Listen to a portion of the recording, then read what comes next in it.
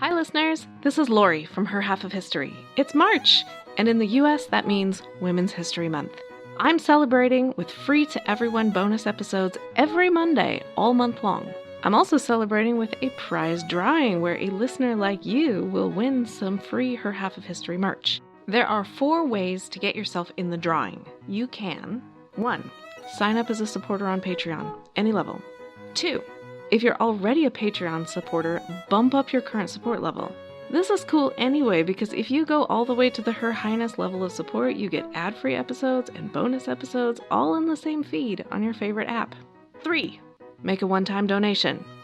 Links to do any of those first 3 options are available on the website, herhalfofhistory.com, and also in the show notes of this episode. The 4th way to get in the drawing is give me a rating or review in your favorite podcast app. This last option doesn't send me any way to contact you, so to get in the drawing, you'll also have to email me a screenshot of it at herhalfofhistory@gmail.com. No matter which option you choose, you'll have my undying gratitude for your support. It really does make a difference as I tell the stories of women in history. Welcome to Her Half of History. My name is Lori. The current series is Women in Espionage, and this is episode 8.7, Elizabeth Van Lew, A Union Spy, Part 2. If you have not listened to last week's episode, I strongly recommend that you go back and give it a listen. This story will make so much more sense if you do. In Part 1, you will hear how Elizabeth Van Lew, the wealthy Southern lady, became a Union spy because she loved the South, but she was wholeheartedly devoted to both abolition and the country, by which she meant the United States, not the Confederate States. She was also heavily involved in helping Union prisoners escape from Richmond.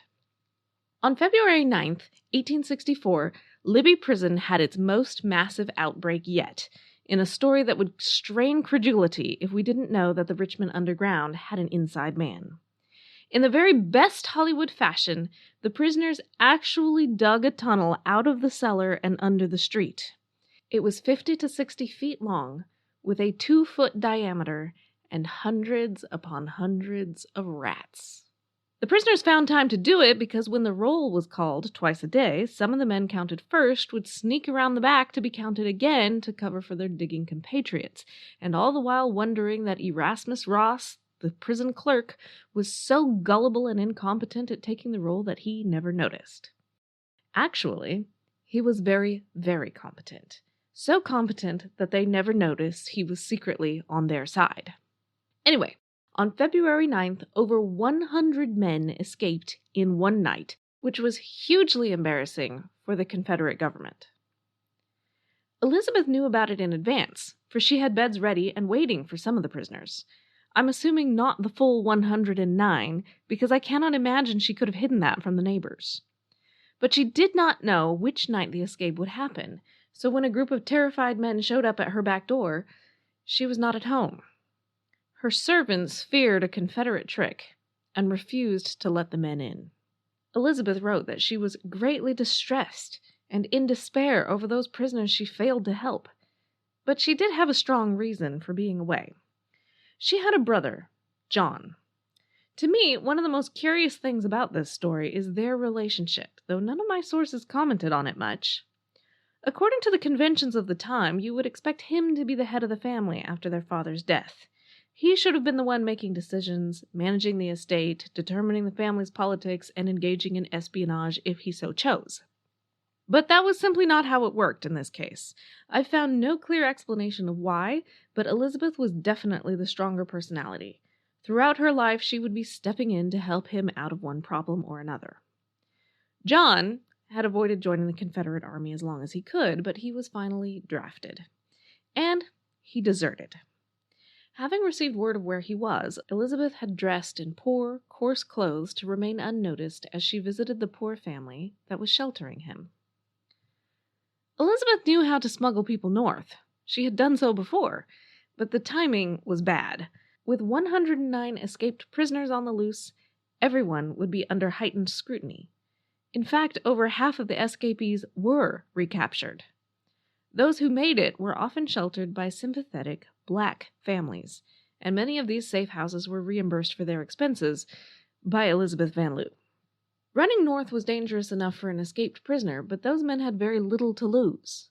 Running north as a Confederate deserter was different. Anguished on multiple accounts, Elizabeth gave up on smuggling John out. She wrote that desperate situations sometimes require despicable remedies, and she chose one. She went to the Confederate general, a man whom she had flattered and cajoled many times before, and begged a medical exemption for her brother. He granted it.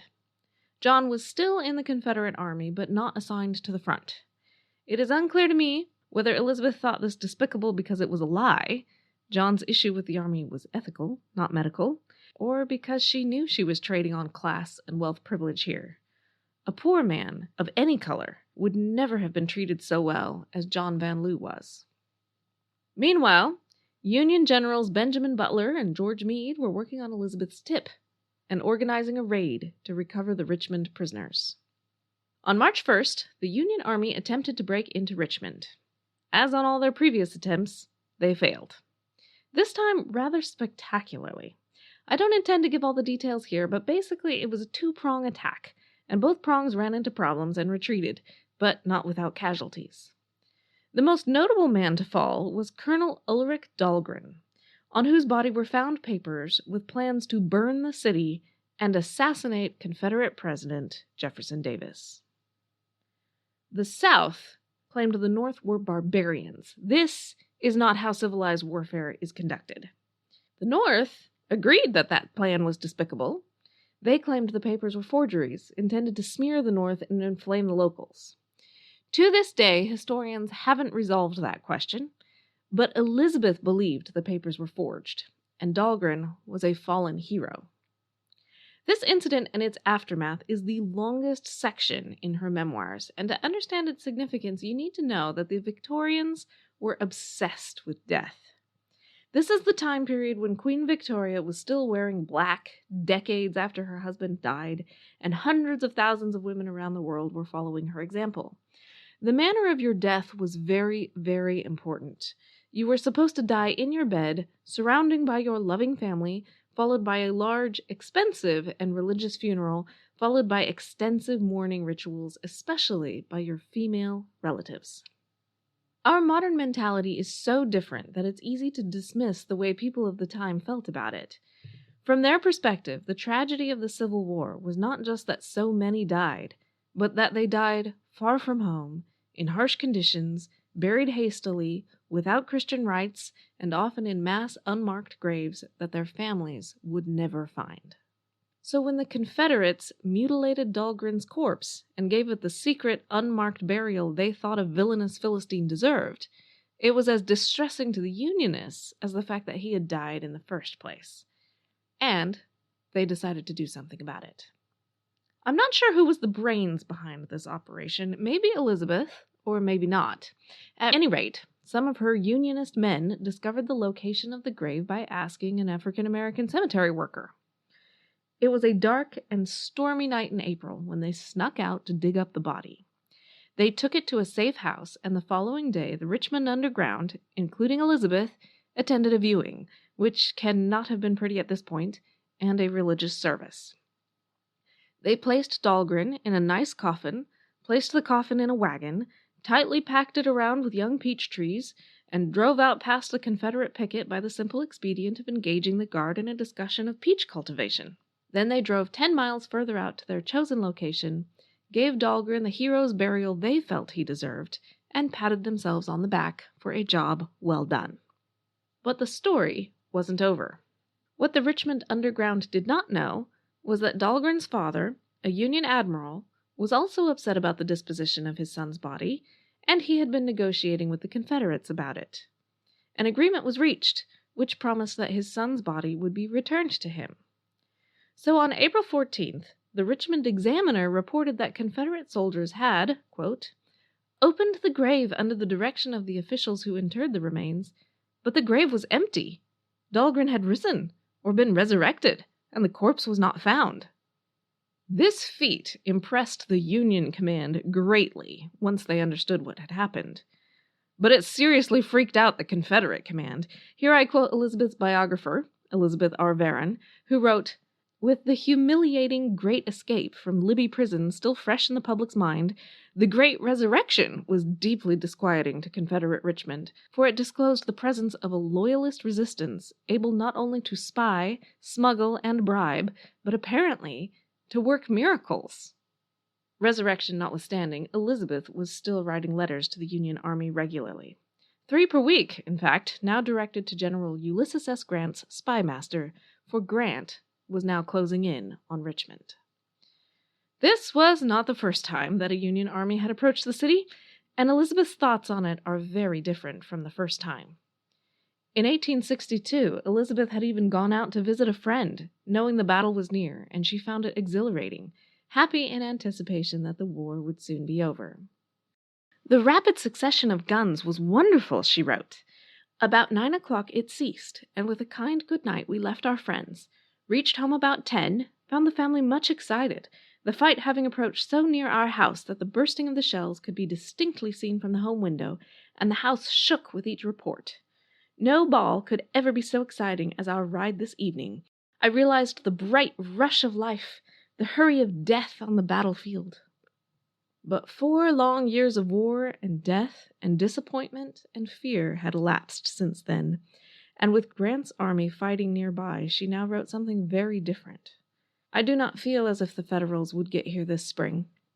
It seems to me we have suffered past all excitement. Nothing elates me. I have a calm hope, but there is much heart sadness with it. One cannot imagine the gloom of this place now. Sure enough, the Union Army did not get to Richmond that spring. And still Elizabeth worked. She sent Grant news of all changes in Confederate fortifications, the state of Lee's troops, not good, and all troop movements and supplies. Historians such as William B. Fice have attributed a great deal of Grant's success to the efforts of agents in Richmond, which is to say, Elizabeth and her team. You may well wonder, after all this time, hadn't the Confederates gotten the least little bit suspicious? Well, as a matter of fact, they had. In the fall of 1864, the Van Loo family was under official investigation. Elizabeth's mother took the brunt of it as head of the household, but it was all the more nasty for being a family squabble, too. One of the people testifying against them was John's estranged wife, and there was a child custody issue behind the accusation of disloyalty. In the end, the charges were dropped, which is flatly remarkable since the Van Loos were guilty of far more than what they had been charged with. There was no hard evidence, but that isn't really what saved them.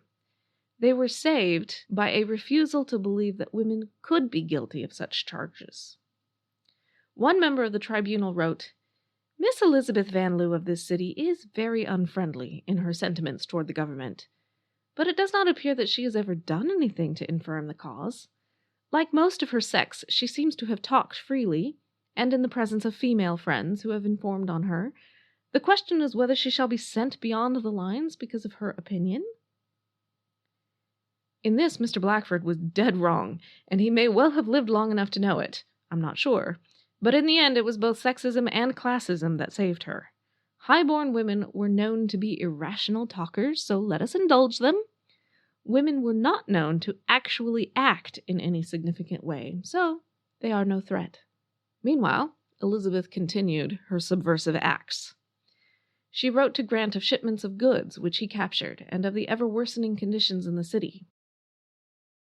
I'm Ken Harbaugh, host of Burn the Boats from Evergreen Podcasts. I interview political leaders and influencers, folks like award-winning journalist Soledad O'Brien and conservative columnist Bill Kristol, about the choices they confront when failure is not an option. I won't agree with everyone I talk to, but I respect anyone who believes in something enough to risk everything for it. Because history belongs to those willing to burn the boats. Episodes are out every other week wherever you get your podcasts. Richmond finally fell on April 2nd, 1865. As the capital, it spelled the end for the whole South. For the city, it was a flaming apocalypse, but in a bitter twist of irony, it wasn't the Union Army that burned the city. The Confederate troops torched their warehouses and workshops as they retreated to prevent them from falling into Union hands. Unfortunately, there were gusty winds that night. To make matters worse, the city council chose to destroy all the liquor reserves to prevent intoxication. They poured all the reserve stores out so that the gutters were literally running with alcohol. Alcohol is highly flammable, and those gutters soon allowed the flames to flow to everything downhill. A marauding army could scarcely have destroyed the city any more efficiently than the Confederates did themselves. Amidst this blazing inferno, the Union army entered, and it was they who put the fire out. Elizabeth wrote, "Had it not been for the Union soldiers, the whole city would have been a map of smoldering ruins. Hundreds of houses had fallen victims to the spreading fires. The loss of public and private property was immense. Our beautiful flour mills, the largest in the world and the pride of our city, were destroyed. Square after square of stores, dwelling houses and factories, warehouses, banks, hotels, bridges, all wrapped in fire, filled the sky with clouds of smoke as incense from the land for its deliverance. What a moment! Avenging wrath appeased in flames. The chains, the shackles fell from thousands of captives, and thousands of arms fell powerless. Civilization advanced a century. Justice, truth, humanity were vindicated. No wonder that the walls of our houses were swaying, the heart of our city a flaming altar, as this mighty work was done. O army of my country, how glorious was your welcome." That sentiment was, obviously, not the same as that felt by many of her neighbors, but it is the key to her character. All the way along, Elizabeth would reject the label spy, which she, like most in her time period, considered dishonorable. "I do not know how they can call me a spy," she wrote, "serving my own country within its recognized borders. For my loyalty am I now to be branded as a spy, by my own country, for which I was willing to lay down my life. Is that honorable or honest?" She did what she did because she believed it to be right, and her moral duty to do it. It was the men who voted for secession who were traitors to America's great legacy, and those who held and mistreated slaves who were neither honorable nor honest.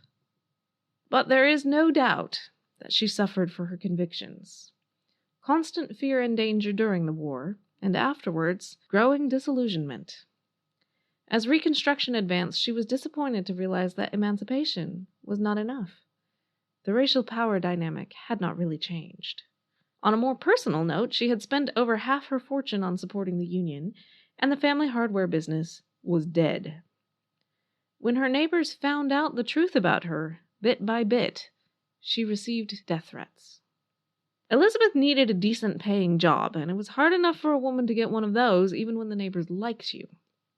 On March 17, 1869, President Ulysses S. Grant proved how much he had valued her assistance during the war. He appointed her Richmond's postmaster. It was almost, but not quite, unheard of for a woman to get that job.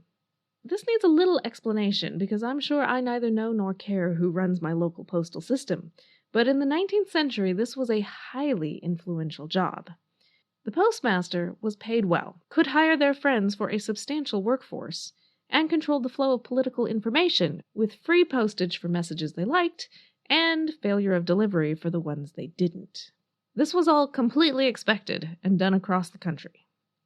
Needless to say, the white male chauvinists of Richmond were not pleased that this coveted job went to any woman, much less a traitorous Republican woman who immediately hired a whole troop of African Americans and women to work for her. On the other hand, the growing women's rights movement cheered. Both Susan B. Anthony and Elizabeth Cady Stanton were fans of Elizabeth Van Lew. But then they would be. They were both Northerners. Many would have liked it if Elizabeth had proved incompetent, but she didn't. She modernized and brought delivery from 14,483 letters per month to a whopping 83,258 letters per month. Those who wanted to bring her down generally had to fall back on gender complaints, such as, "No lady can wield the political influence which the dignity and value of the office should command," or, "What are these women doing here working in the post office? We want voters." Despite those complaints, Grant appointed her a second time. But the trouble with political appointments is that your party won't be in office forever, and then you lose your job, and she did. Its loss was devastating, emotionally and financially. The subsequent jobs never worked out well. She could not sell the mansion. Years of spending her not enough money meant that it was run down, and no one wanted the run-down house of a double-crosser. Those accusations got worse over the years, not better. By the 1890s, what historians call the cult of the lost cause was in full swing. In that mentality, the South may have lost the war, but it had been a noble war, a heroic effort, and if they had been defeated, it was only because they fought against overwhelming odds, not because they had not deserved victory, and certainly not because there was anything wrong with the cause for which they fought. Most of the statues and monuments that have been controversial, taken down, or proposed to be taken down in recent years were erected in the 1890s and subsequent decades, when the cult of the lost cause was at its strongest. And to those who wanted to commemorate the glory of the Old South, Elizabeth was no Southern lady deserving of respect. She was the arch traitor, the villain, the cancer that had added to the already overwhelming odds against the doomed but noble men in gray. She had betrayed the South, her gender, her race, even her religion as they interpreted it. The effect on Elizabeth was profound. She obviously did not see herself that way at all. She was the one who had remained true, who had believed in Christian charity, who had put herself at risk to save her country. But she was increasingly isolated. "No one will walk with us on the street," she wrote. "No one will go with us anywhere, and it gets worse and worse as the years roll on." This was, perhaps, an exaggeration, a reflection of profound depression after a difficult life. Northerners still loved her, after all. Some of them sent her money when they became aware of her need. Still, it cannot have been easy to hear her niece, who lived with her, say, "If I had a child and it was a Republican, I would kill it rather than have it suffer this social rejection." Elizabeth died on September 25, 1900, in the same house in which she had once hidden escaped Union prisoners. Her story, always controversial, mutated yet again after her death. She was charged with the same thing women, particularly older single women, are so often charged with when society wants to ignore them. If she had opinions of her own, if she did not value the same things her neighbors valued, if she was too poor to dress nicely, if she didn't behave like nice ladies, then she must be crazy. It is very easy to find sources that call Elizabeth Crazy Bet and claim that she pretended to be crazy to get away with her espionage. The myth was started by a guy who admitted that he had not actually read any of the memoirs, letters, or other papers available. When you actually look, you find that she says a lot about pretending to be Confederate, and nothing at all about pretending to be crazy. No one else called her crazy at that time either. She held her own opinions, yes, and she was willing to risk everything for them, yes, but it was precisely because she was not crazy. Because she was an intelligent, resourceful, respected, genteel Southern lady that she managed to survive. I have two major sources today. One is Elizabeth Barron's excellent biography, Southern Lady, Yankee Spy. The other is a selection of Elizabeth Van Loo's actual writing, edited by David D. Ryan, called A Yankee Spy in Richmond. Check out the website, herhalfofhistory.com, for a transcript and more sources. There aren't too many pictures of Elizabeth, but the ones I could find, they are there. Follow me on Twitter at her_half or Facebook at herhalfofhistory. Reviews are lovely. Please leave one. Next week, we get to World War I and the world-famous Mata Hari. She is as different as could possibly be from Elizabeth Barron. Thanks!